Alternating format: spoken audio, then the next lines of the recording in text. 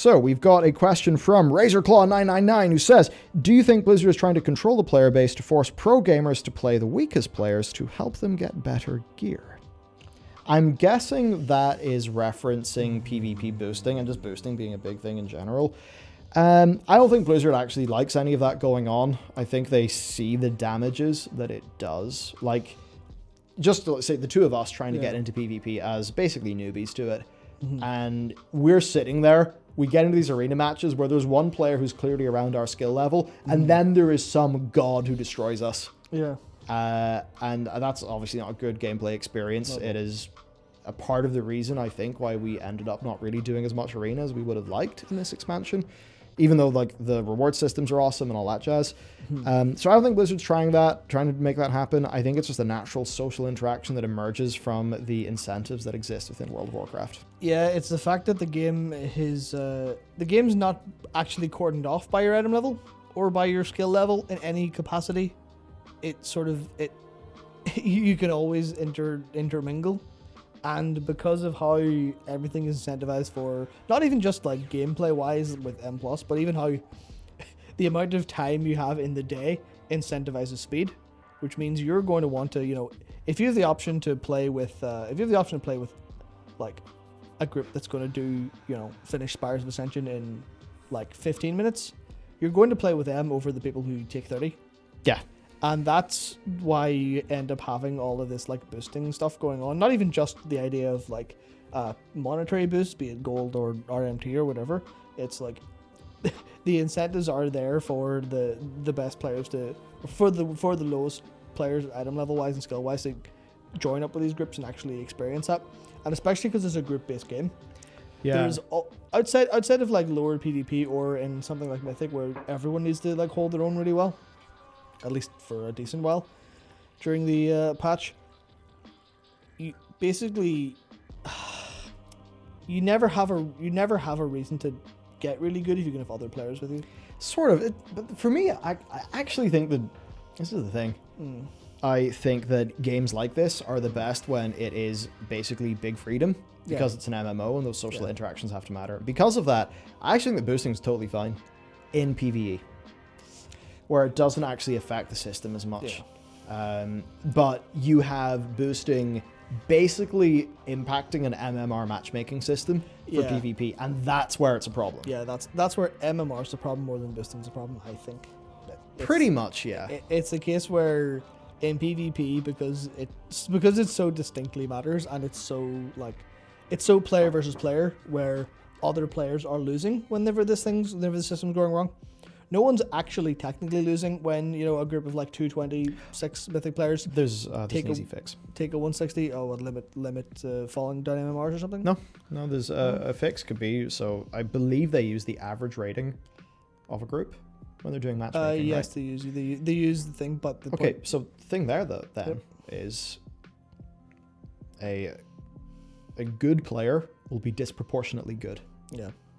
Therefore, using an average rating doesn't make any sense. Yeah. Because the boosting player will be disproportionately impacting. Also, the problem there is that people tank their MMR intentionally to drop down to MMR and go up again. That's the problem. The problem is that it doesn't use any maximum MMR.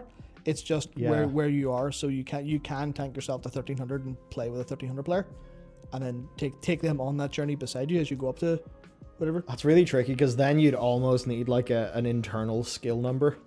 You would basically need. I think the cleanest way to do it would be implement a kind of, once you've broken this barrier, you cannot fall below this barrier. And I think that's almost similar. I can't remember exactly if Overwatch and League of Legends do similar, but I know League really stops you from falling too far from your highest position. Right. I think it's like you can go up but not down divisions.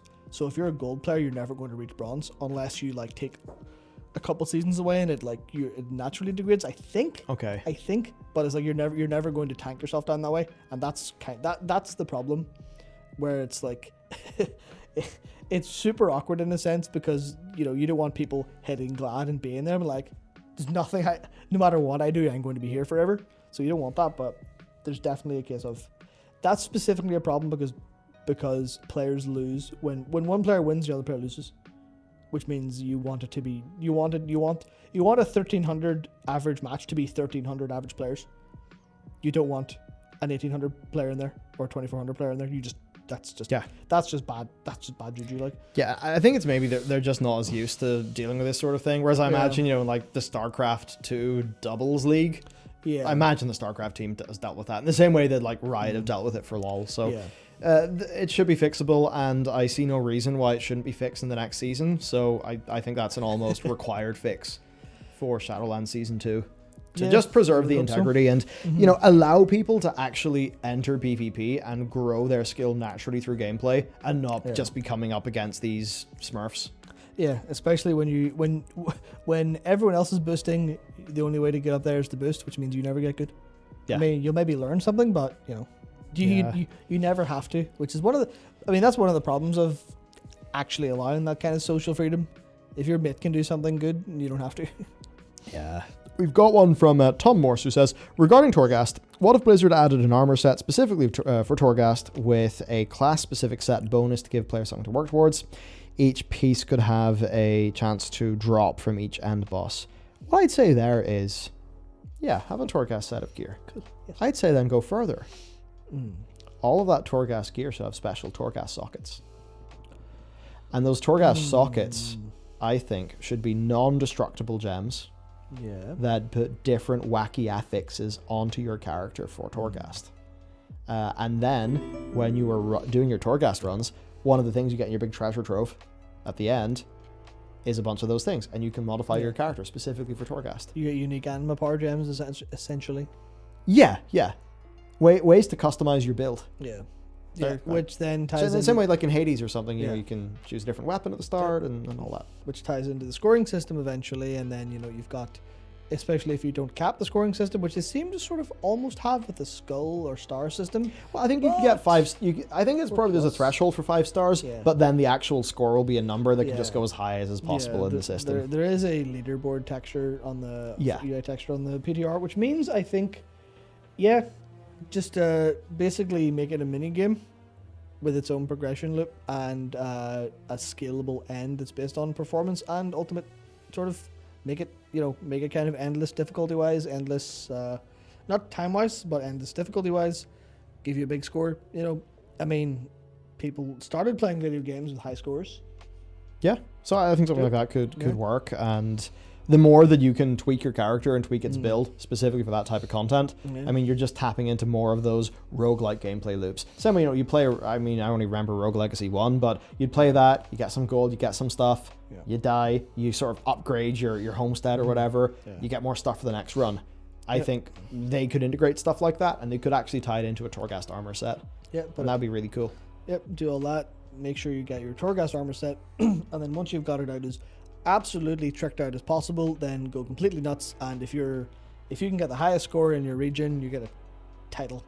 Yeah. Which is, the terror of Torghast, or the Tar's terrible, I don't know. Creative. We've got a question from Alex Bowen, who says, where we are, yes. I love Torghast, and I can't wait to do testing in PTR. Agreed. I think it's Torghast now, but I loved it in beta, and I know I can love it. But I'm worried about my feedback falling on deaf ears. What's the best way to even give feedback as an avid Torghaster? Bug submits, forums, Twitter. So I think it's actually a pretty easy answer here. Bug submissions are just for bugs for the most part. I think that's routed over to QA. Twitter, don't bother. No chance. Twitter's a waste of time. Chance. Maybe you get a viral tweet that a dev sees, but I think waste of time. Forums. The official forums, from what I understand, are the thing to do. Now, I don't think the official forums are a great experience. They can devolve into being a bit of a cesspit, but unfortunately that is where Blizzard solicits its feedback from. So, forum. Now, the other important thing is when you're leaving that feedback on the forum, it's extremely important to synthesize as much as is possible. So the quality of your writing, I think, will actually matter quite a bit on how your writing is received. You've got to remember that it's going to be, I don't actually know if that's what lore works on, but it's going to be people in the community team. They'll be parsing so many different forum threads. So if you want yours to stand out and really be felt, first of all, getting lots of likes and, people actually agreeing with it will help a lot. But making it very readable and very digestible will be very important. Yeah, it's basically your goal isn't necessarily to give the best feedback, because they get lots of feedback all the time. Your goal is to be the most convincing writer that you can be, because you want them to see it and you want them to agree with it. So you need to basically, like, obviously having a really good understanding of what you want and how that fits into the overall goal is important to get that done. But you do also need to get other people behind you, and you need them to read and go, oh yeah, you're completely right, I agree with this, or that's an interesting point. And I think you need to master the skills of what's the term? It's like not convincing, but that kind of skill of writing, where you need to learn how to be super, almost charismatic in your writing. I'm really struggling to figure the correct term, but yeah, agreed. Basically, that'll be important, and don't bother with videos. Look, somebody can speak in a video at like 100, usually 100 to 140 words per minute. People can read at 300 words per minute. There's a reason why the devs prefer a nice, short, succinct, well-written post.